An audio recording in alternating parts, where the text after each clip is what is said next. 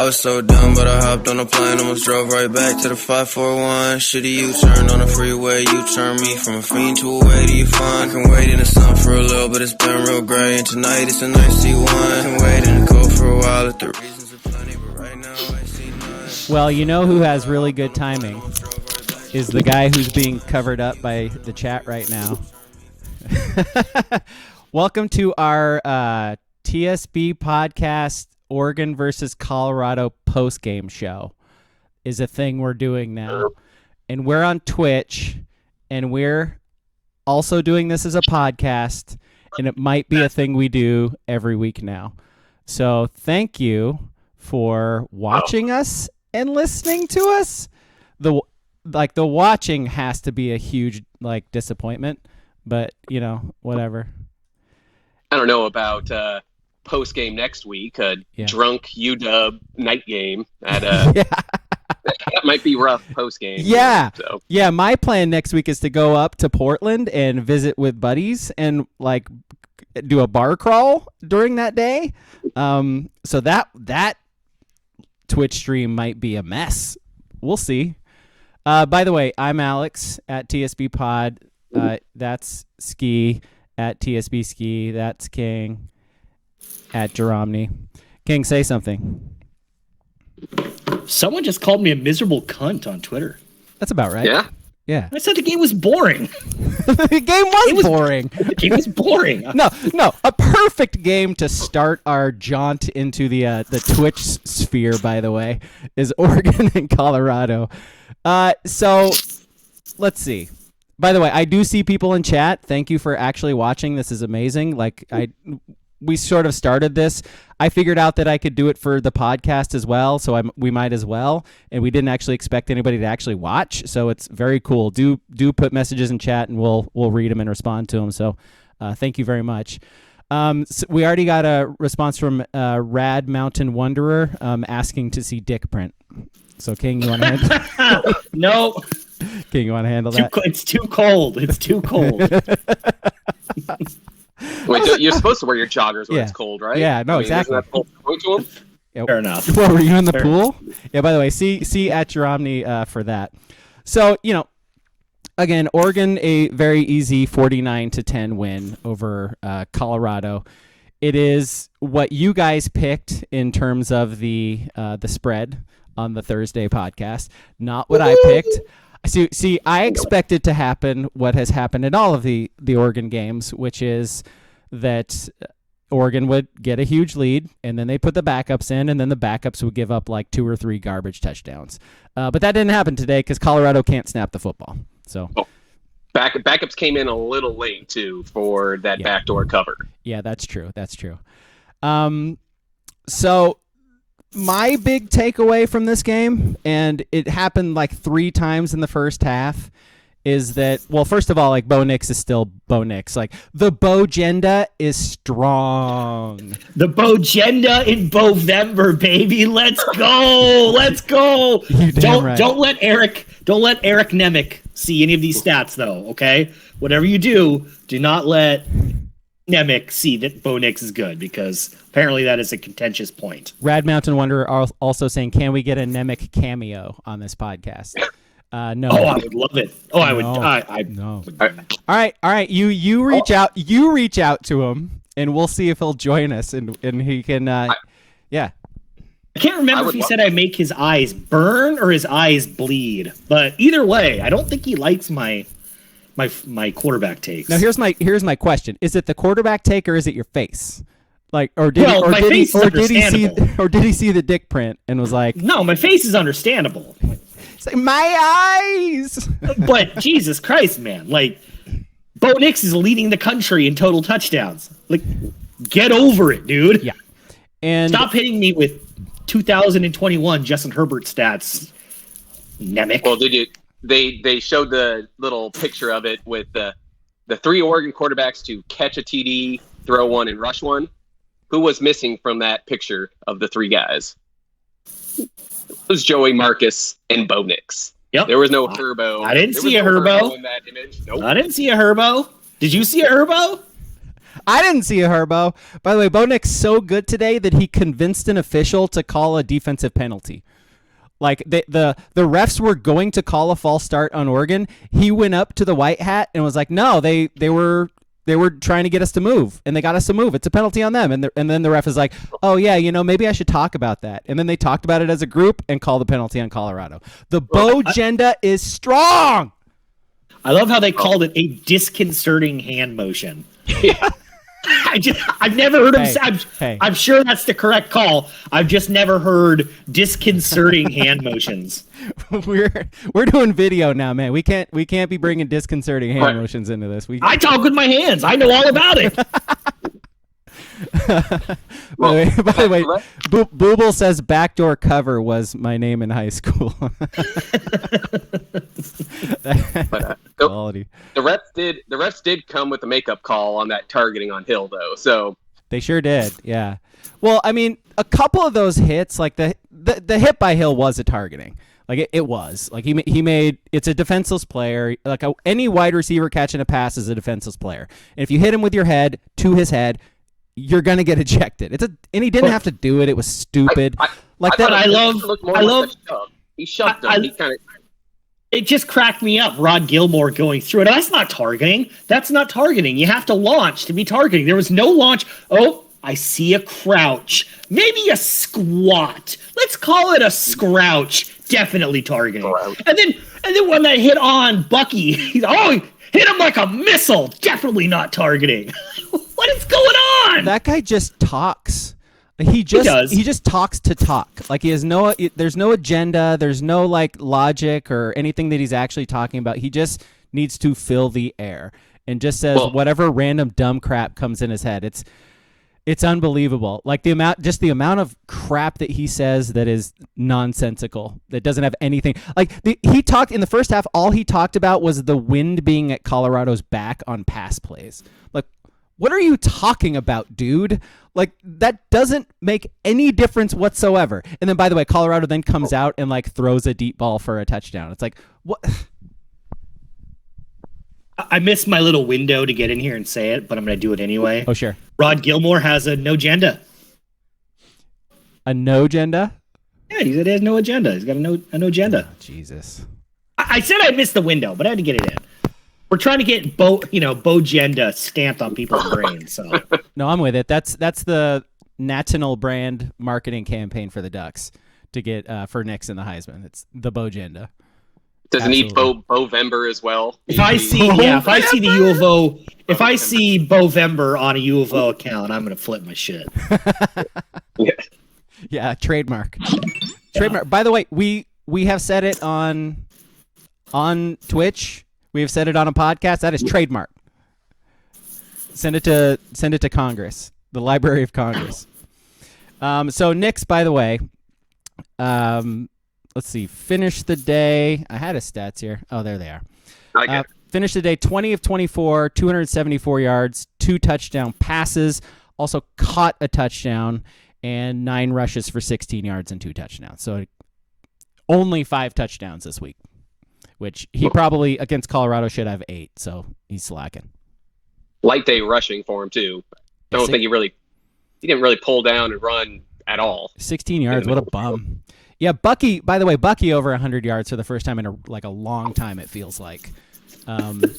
Well, he had 65 on that run. He did. Did you guys hear that Bucky anecdote about being called Bucko? Bucko. PJ Fleck. My God, dude.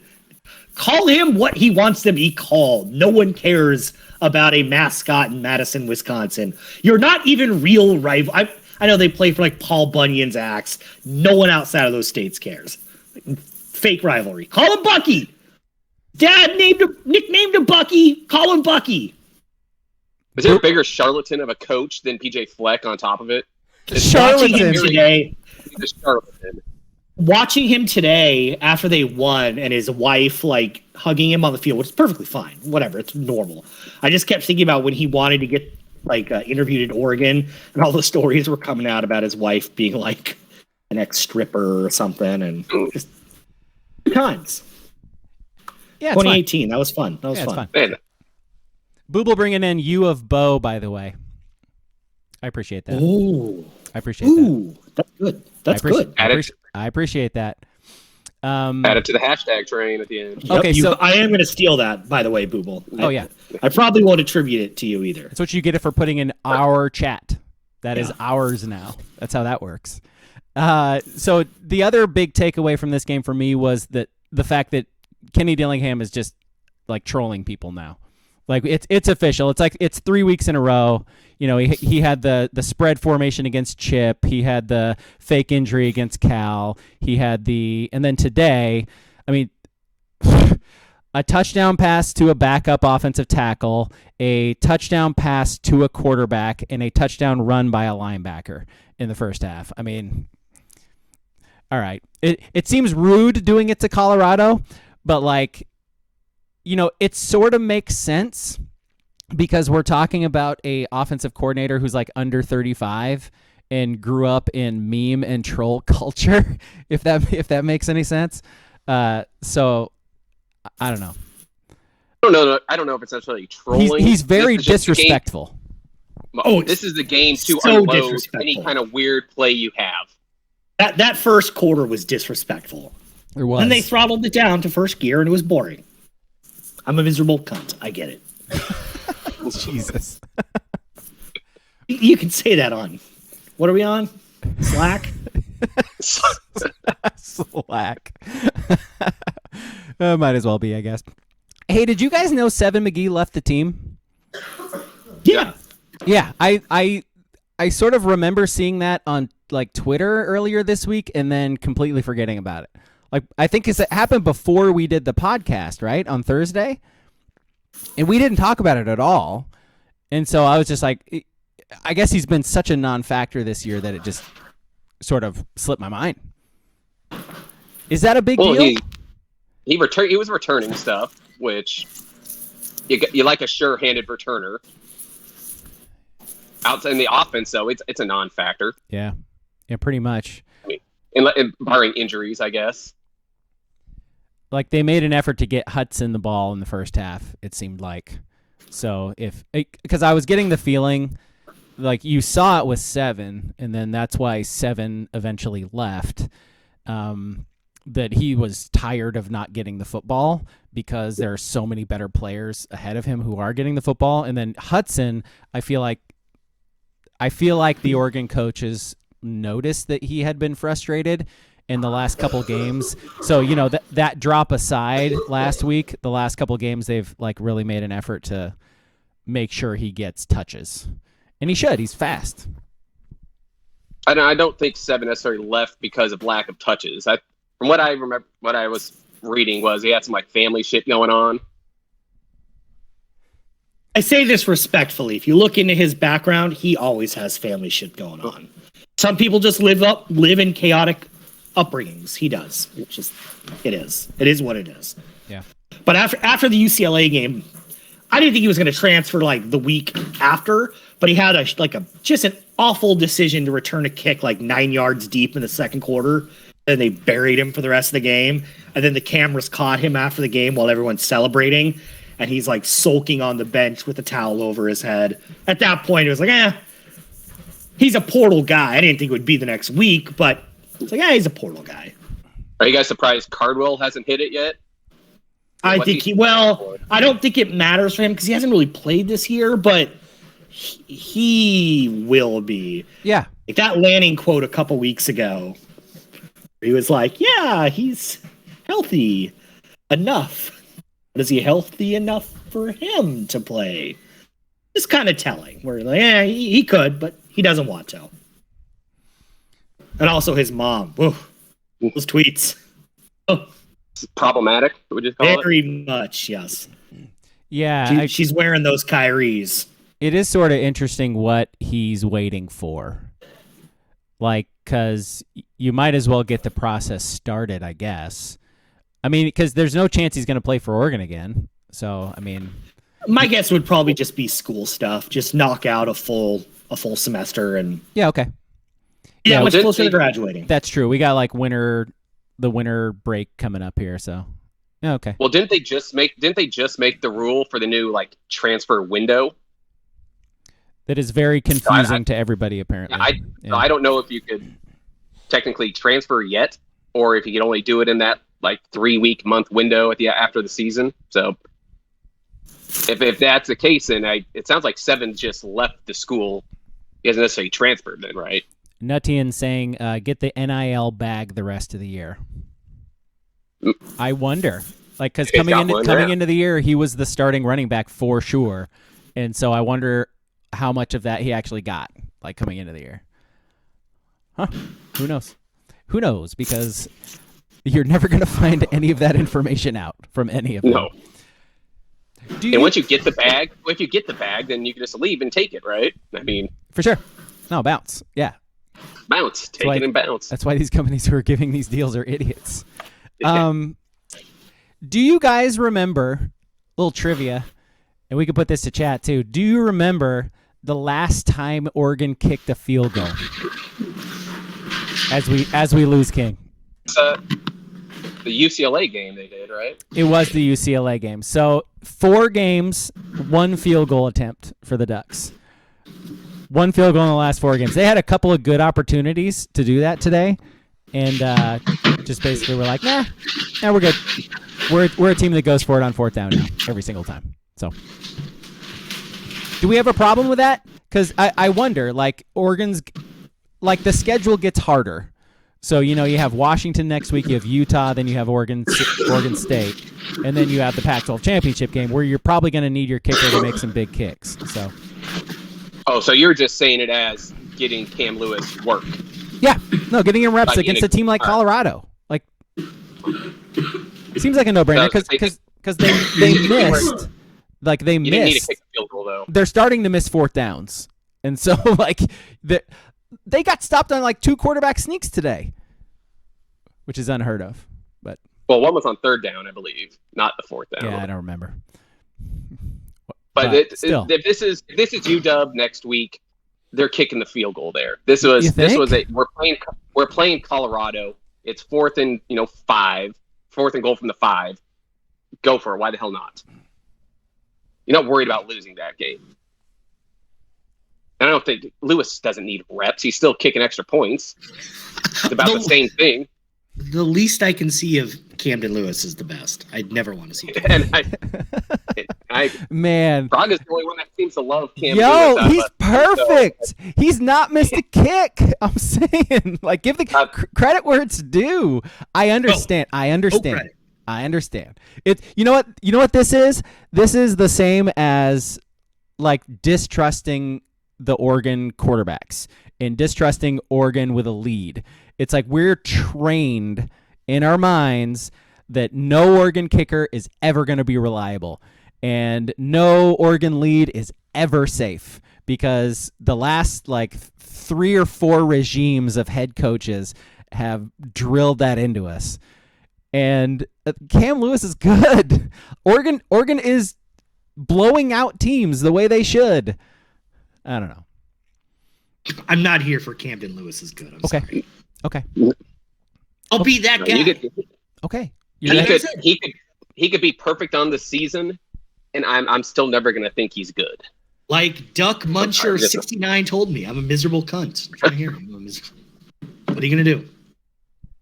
Please tell me that's the actual handle that called you. No, it is not Duck Muncher. Oh, it needs to be. It really does.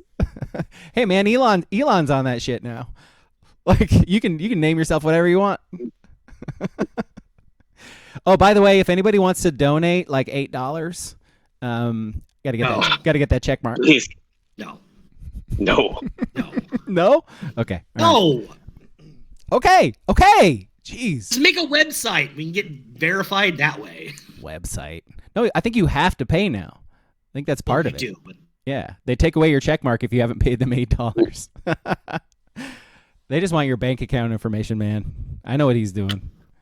I know how you become a billionaire in this country. Okay, what else? So we got something in the chat. Real Mountain Wanderer says, speaking of transfers, where does Ty Thompson land? I, of course, wanted to bring him up because it's been a while since he's played. And again, more of the same. Like, That's easy. Well, Kenny where does Ty Dillingham Thompson's takes him to talent? Arizona State. No. I didn't hear either one of you. Kenny Dillingham takes Ty Thompson to Arizona State. Oh, brilliant. I was going to put his talent more in the Mountain West than a Pac-12 or SEC school. Well, I mean, the Pac-12 is going to be the Mountain West once USC and UCLA leave, so it doesn't really matter. But yeah, okay. I mean, he's Mountain West. He's still not good. It's kind of crazy how he's still not good. It's weird. It's weird. I realize he's got backups in with him and everything like that, and it's sort of like a cheap shot to talk crap about him, but it's the same thing every time. Why bring him in to run those plays that they call for him to? Are they assuming that's like building his confidence with those play calls? What I didn't understand today was, so on that last possession, third down happens, random Colorado guy makes a nice play, starts dancing. Like, he's dancing, he's celebrating. At that point, they're still playing hard. They're feeling themselves. Air it out. Let this guy throw. Even if it's a cheap-ass touchdown and for 10 minutes someone thinks you're a dick, they're still playing. Okay. Go at him. Hey, do something to not have your stat line be 1 for 2 for -8 yards. Get him positive yards at least. Well, okay, so here's the problem. So, Ski, I hear you. The problem is I see you. I hear you. I see you. I value you. Just like you, listener and watcher, viewer. Is that what we call him? All right. So the issue is they call easy screens for him, and he's so inaccurate that he throws the ball into a defender or throws the ball into the turf or leads his receiver the wrong way. And so, they tried to do that with Thornton. The ball got tipped. Thornton caught it anyways like a dummy and then ran backwards 10 yards like a dummy. Did Thornton get hurt there on that catch, or was that it kind of looked like maybe he just got the wind knocked out of him and landed on the ball? Yeah, somebody in the chat mentioned that. They were like, did he actually get hurt or was he faking it? I don't remember that play. So I think he got hit in like the jejunum or something. Oh, like he landed on the ball or something. Oh wait, yeah. I think he landed on the ball. Okay, yeah. The jejunum. Well, you also I don't think you really tend to fake injuries. Was that the last play of the third quarter too? Yeah, no. The jejunum. No, the DB karate chopped him like right in the gut. Yeah, totally. Wind knocked out of him. And at altitude, getting the wind knocked out of you on a windy day, doesn't sound great. I'm trying to remember the movie where the guy like could do pressure points to make to make people orgasm or whatever. What movie was that? I might be imagining that. That's a bad thing to not have anybody with you on in terms of a reference. Are you thinking of like Orgasmo? Yeah, maybe that might be it. Booble says Aladdin. I don't think it was Aladdin. It might have been the Will Smith one. I could see that. Yeah, Guy Ritchie. Guy Ritchie wrote in the orgasm scene in his Aladdin movie. Oh man! All right. Any other takeaways from this game as we sort of wrap up? No. Going forward, I mean, I hate Tosh, but Christian Gonzalez is going to secure Tosh a second year as DC. Yeah. So Gonzalez. Oh my God! Like the first interception Gonzalez had was fucking phenomenal. Like the ran with a guy, looked back, turned around, caught the ball, shook the dude, and then, by the way, he scored a touchdown on that play. So, whatever. Pac-12 refs, cool. And then the second one, he was essentially playing safety on that one. Man, he's good. He's so good. It might have been like a deep third drop. Yeah. Where he sat in the zone there and just read. It's like the one that underneath route. It's like the one thing Gilmore got right the whole game was the amount of times he said, "Why are they throwing at Gonzalez? Like, just stop it." I mean, there's plenty of other guys I would attack on the Ducks defense. There's big holes out there. Yeah, all of them. And also, I never noticed. Did Dorless come back in the game? He did after. Yeah. Yeah. I guess I didn't notice because they couldn't get fucking pressure to save their life. It was a lot of 3-step drops, in fairness. And I do not want to give Tosh fairness, but in fairness. Nutian says Dorless had a massive tackle in the fourth quarter. Yeah, he came in when like the backups were in, oddly enough. So he like hurt his ankle, got it wrapped up, and then eventually came back in. Like DJ Johnson didn't play today, so that was a thing too. I don't necessarily know. Yeah, what? Justin Flo didn't play for like 2.5 quarters. He was pretty much out until I think Brown was in every play in that first half, I think. And then the second half. that was with opt-out. Yeah, I was going to say in the second half, Bossa came back, and so Flo was out of the rotation. Because it was, I think it was the first quarter. There was like a bad center snap, which Colorado had like 7 of today. And the quarterback fumbles it, and Flo sees it, and he goes in. The quarterback gets it with ease. And because Flo is just an uncontrollable WWE wrestler, he like jumps on the pile and then for no reason sticks his legs up in the air. He's so weird. I remember that play too. No one celebrates a routine play more than Justin Flo. Every tackle he gets, he flexes. No, he runs and then does like the quick foot thing and then flexes. It's like, dude. He did that on like play 2 against Georgia. Dude. It was like a 4-yard run. And he ran like 12 yards towards the sideline, did that little shuffle, flexed, and then Georgia scored on 8 straight possessions. Is he bordering on Bowman the Showman level? He's creeping up on it, isn't it? He's past him. He's elevated. He's past he went Oh yeah. Bowman the Showman, ball's overthrown by 40 yards, and he's out there right in the guy's face. At least saying, I shut you down. At least he would make the occasional play, though. Like Rashad Bowman was at least like a good player. Flo's not good. All right. But, should, in your guys' eyes, I mean, Keith Brown he's not nowhere near as athletic as these other guys. I don't know if I don't know if I like where this is going. at least he's disciplined because he's not as athletic. At least he's a disciplined linebacker. And I feel like that linebacker core needs a disciplined one in there because there's 3 wild cards out there. They're all just buzzing around. They don't even know where the fuck they're going half the time. Brown made a 4th down stop in the first half, and so he's starting to make plays the last few weeks. I'll give him that at least. Athletically, he's not. Athletically, he's not even close. And that's a problem. But you have to have that one boring guy that's just the smart guy out there, the one that's just not going to get fooled by everything. Coach's kid. A real coach's kid, First real gym rat kind of guy. Last one out. Grinder. Grinding. Are you saying Oregon needs a white linebacker? Is that what you're saying? That's what. They need Brent Haberly. 1990. Only with the 1990 white linebacker. We're all think of Haberly. That's fantastic. Pride of Lebanon, Oregon. Keith Brown, apparently. Mm-hmm. Keith Brown is Joe Walker in the chat. Joe Walker. Joe Walker, another one.